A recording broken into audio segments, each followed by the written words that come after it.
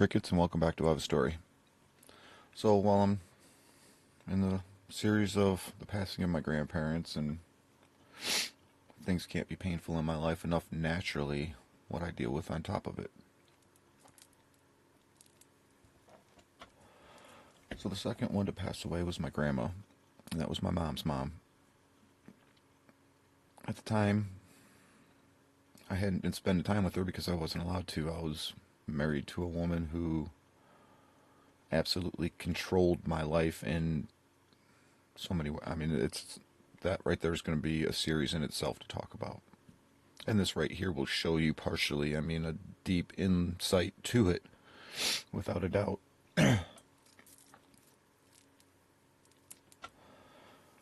So my grandma had cancer. She was very ill. She was bedridden, couch-ridden. She preferred being on the couch than in the bedroom alone. So she had the living room set up and she laid on the couch. And that's where she slept and spent her last period of time. But I wasn't allowed to spend time with her or do things for her because I was only allowed to do for my wife.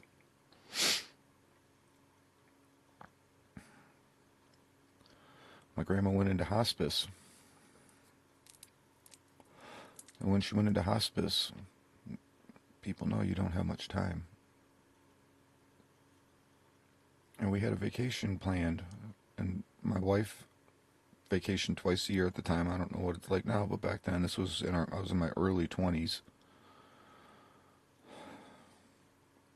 We vacationed twice a year with her family, and her mom paid for everything for her. She didn't work, I paid for everything for her.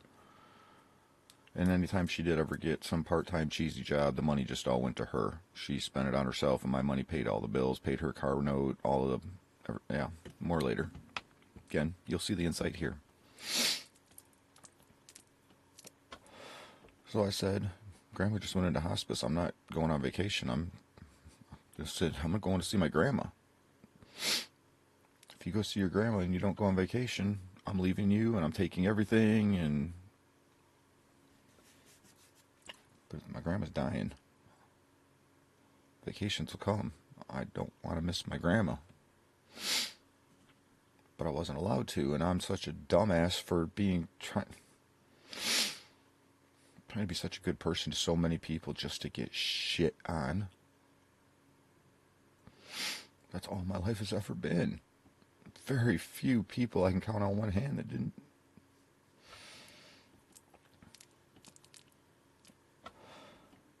So I went.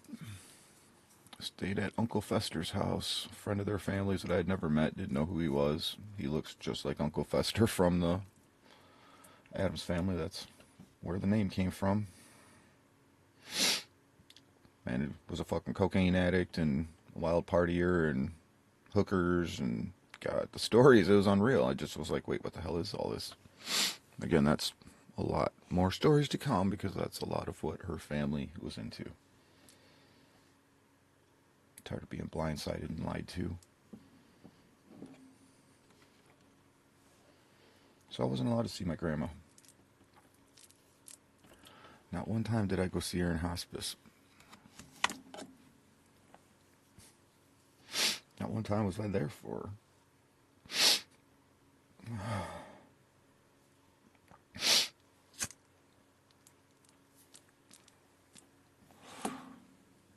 I got the phone call that Grandma passed away, and I wasn't there. Made me look like shit to my family. Then on top of that, my wife's mom turns to me while we're on vacation and says, Jason, why were you not with your grandma? And like I always do in my life, I bite my tongue, I bury it, and don't say shit. I didn't tell her, because your fucking daughter made me come and told me I was threatened not to come and be there for my grandma. But at least I can say with that one, nothing else hurt anymore. Unlike the next one I have to talk about.